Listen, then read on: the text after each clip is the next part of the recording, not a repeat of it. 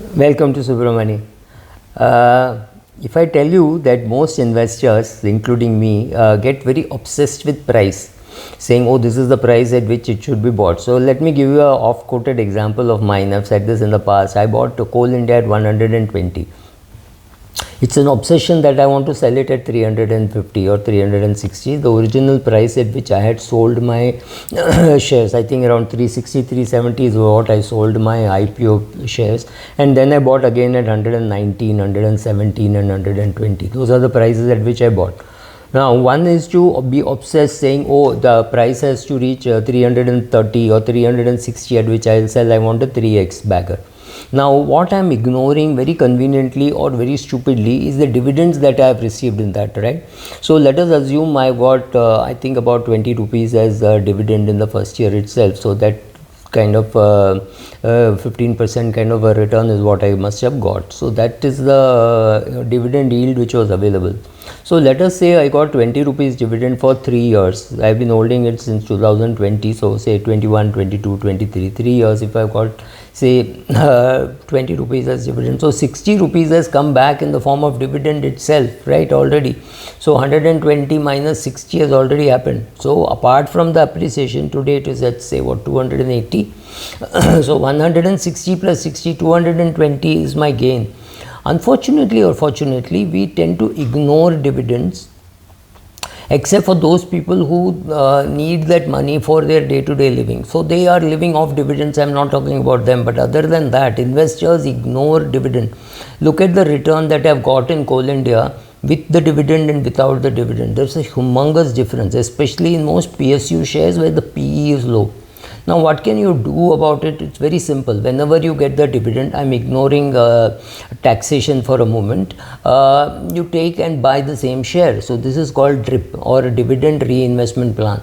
If you did any analysis till, I think data is available till 2010 or 2015, something like 80%, yes, I repeat, 80% of your return is because of the dividends. It is not because of the change in share price. Of course, change in share price would have happened thanks to inflation and thanks to the fact that very many people are buying the same share. Prices would have gone up. It's not to say prices wouldn't have gone up, but the dividends is not something small. So, something like 80% of the total return in the S&P index since I think the data is there for the last 100 years is something like 70-80% of your return comes from the dividend and not from the change in share price. Now, so you should always buy companies which pay dividend, right? Not true.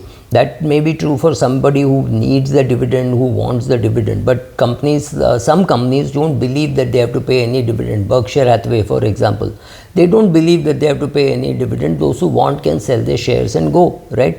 So, or if you have 10,000 shares, you sell 100 shares to and say, okay, this is my dividend, whatever it be, right? So, when a company, so should we be dividend obsessed? The answer is no. You should not be price obsessed. You should not be dividend obsessed.